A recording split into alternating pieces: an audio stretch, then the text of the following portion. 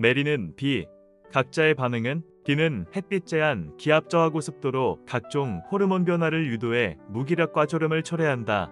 진화적으로는 바깥은 위험하다.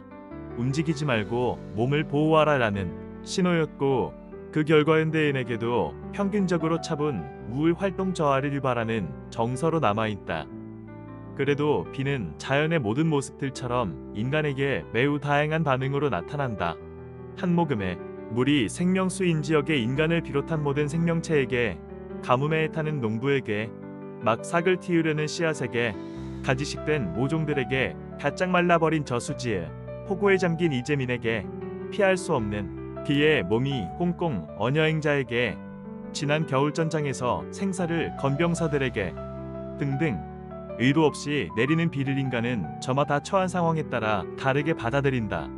삶은 단답형이 아니라 객관식이며, 더군다나 유일한 답은 존재할 수 없지 않을까? 결국 개인이 바라보는 대로 각자의 삶은 사라진다. Falling rain, countless reactions. Rain falls, dimming the sun, lowering the air, saturating the world with moisture, and in the human body, a quiet chemistry begins, hormones shifting toward drowsiness and the slow drift of will. In the deep ledger of evolution, such weather once whispered, the world outside is dangerous. Be still, guard your warmth. And so, even now, many of us feel the ancient pull toward calm, toward retreat. Yet, like all faces of nature, rain draws forth 1,000 different answers. For those in parched lands, a sip of water is salvation.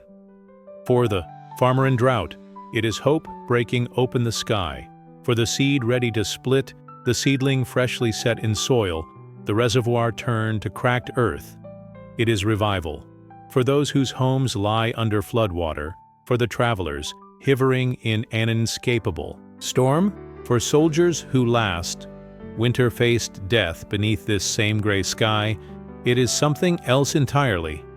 Rain has no intention, yet we meet it each in the language of our own lives. Life is not a single answer circled in ink, but a page of endless choices, and in the end, each of us lives the story we are able to see.